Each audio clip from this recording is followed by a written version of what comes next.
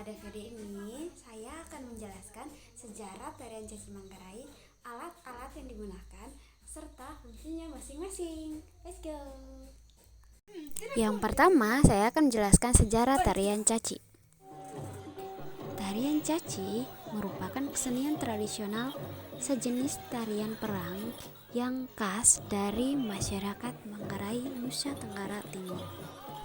Menurut sumber sejarah yang ada, tari Caci ini berawal dari tradisi masyarakat Manggarai yang dimana para laki-laki saling bertarung satu lawan satu untuk menguji keberanian dan ketangkasan mereka dalam bertarung. Dari kulturnya, tari Caci adalah salah satu kesenian tradisional yang sangat sakral dengan konsep tarian perang. Kebiasaan yang sudah dilakukan secara turun-temurun kemudian menjadikan hal tersebut sebagai satu bagian kultur dan seni budaya yang sangat sakral di Pulau Flores. Tarian ini kemudian berkembang menjadi sebuah kesenian di mana terdapat gerak tari, lagu, dan musik pengiring untuk memeriahkan acara. Nama tari Caci sendiri berasal dari kata ca yang berarti satu dan ci yang berarti uji, sehingga Caci dapat diartikan sebagai uji ketangkasan satu lawan satu. Berdasarkan fungsinya, tarian ini merupakan media bagi para laki-laki Manggarai dalam membuktikan kejantanan mereka, baik dalam segi keberanian maupun dalam segi ketangkasan mereka. Di mata masyarakat Manggarai, laki-laki yang sudah pernah melakukan tarian ini konon akan berlabel sebagai laki-laki dewasa. Ia pun akan mendapatkan penghormatan baik dari tetua adat maupun kaum perempuan Flores. Kedewasaan yang dimaksud adalah para laki-laki kelak akan menjadi pemimpin sehingga harus bisa membedakan hal yang baik dan yang buruk. Selain itu, harus cermat menyusun strategi dan meredam emosi serta tidak menyimpan dendam. Hal yang unik dalam tari Caci ini adalah di mana walaupun terkandung unsur kekerasan di dalamnya, kesenian ini memiliki pesan damai di dalamnya seperti semangat sportivitas, saling menghormati, dan diselesaikan tanpa dendam di antara mereka. Hal ini yang menunjukkan bahwa mereka memiliki semangat dan jiwa kepahlawanan di dalam diri mereka. Karena tarian Caci merupakan salah satu budaya khas Flores, maka tarian ini hanya bisa dilakukan pada acara-acara khusus. Misalnya pada saat Hangwoja, dalam artian musim panen, pada saat penting yaitu ritual tahun baru, dan juga upacara pernikahan adat, serta upacara adat lainnya.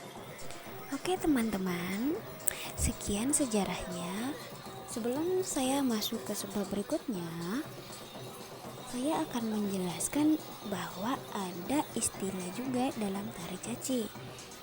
Ada 3 istilah, yaitu naring, hiang, dan mengkes. Naring artinya memuji, hiang artinya menghormati, dan mengkes artinya bergembira. Jadi teman-teman, dari ketiga istilah tadi, kita bisa menyimpulkan juga bahwa tarian ini juga ternyata sebuah tarian yang dilakukan dengan perasaan gembira, juga menghormati lawan, sekaligus menyampaikan rasa syukur kepada Tuhan teman-teman. Oke teman-teman, sekarang kita masuk ke subbab yang kedua, yaitu kostum atau alat yang digunakan penari. Oke teman-teman, yang pertama saya akan menjelaskan kostum yang ada di bagian kepala.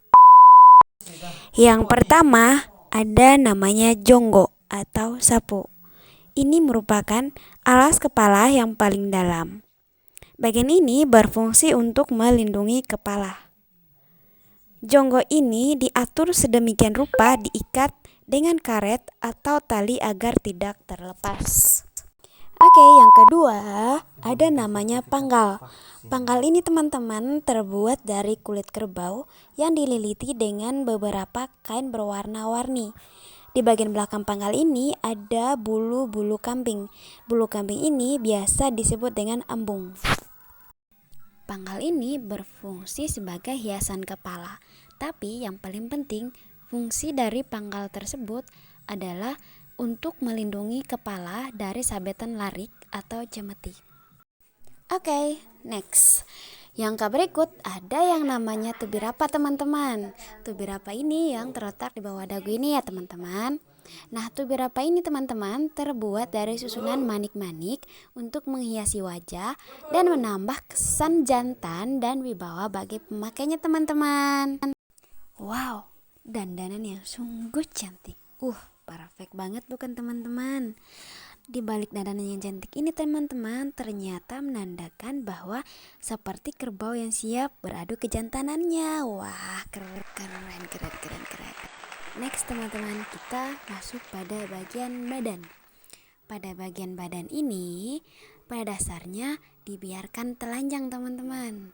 Nah, ternyata teman-teman di bagian inilah yang akan dipukul atau dicampuk. Nah, selain itu teman-teman, di belakang punggung juga diselipkan lalong deki. Nah, ini dia lalong dekinya.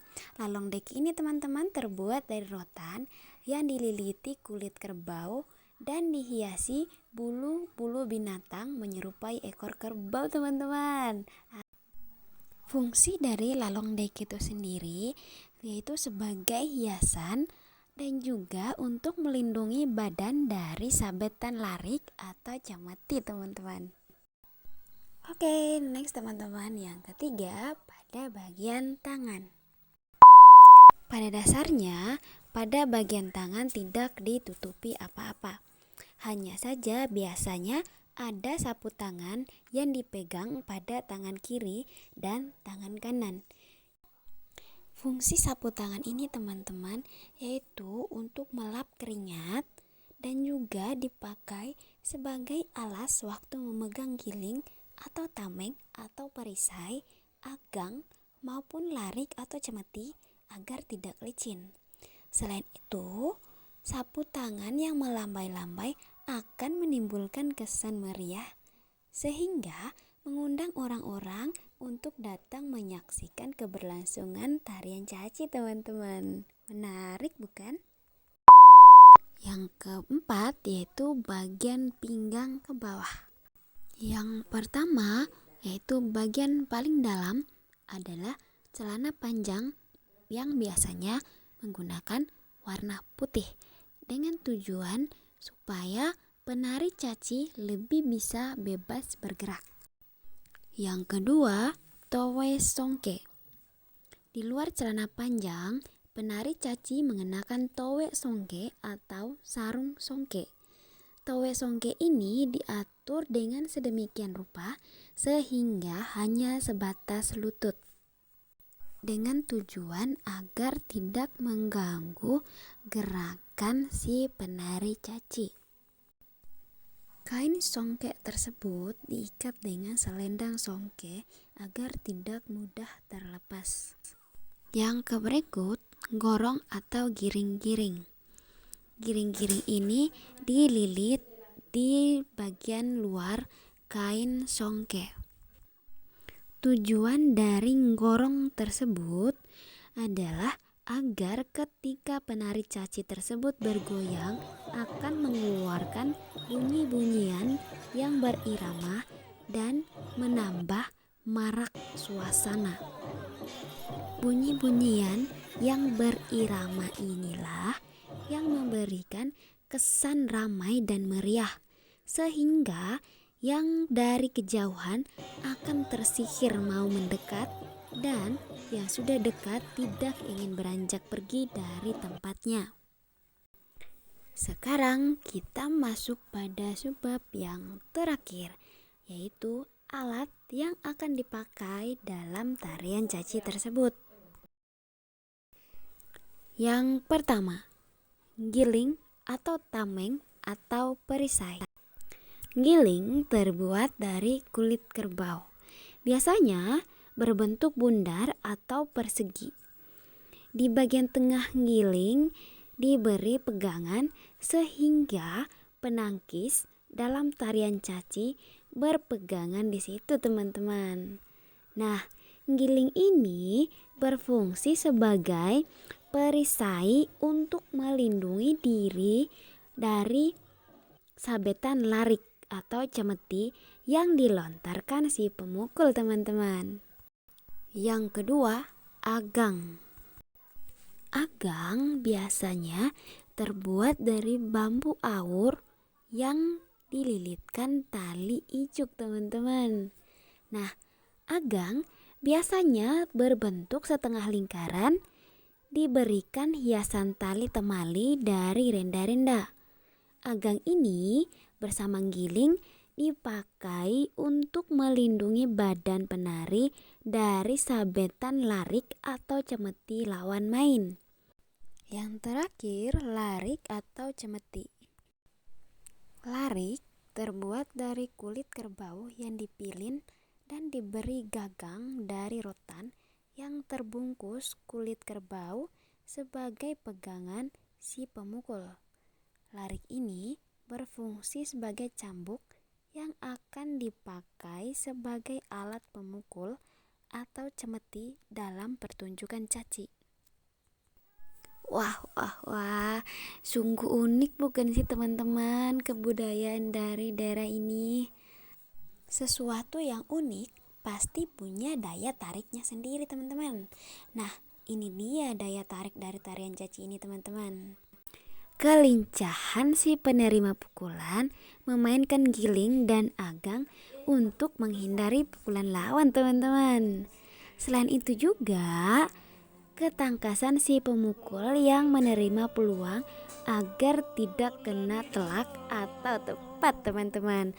Menarik bukan, teman-teman? Aduh, sungguh luar biasa. Oke teman-teman, sekian dulu video dari saya. Semoga video ini bisa bermanfaat dan bisa membantu teman-teman untuk mengetahui sejarah tarian caci di Manggarai. Terima kasih teman-teman sudah menonton video ini, dan sampai ketemu di video selanjutnya. Bye teman-teman.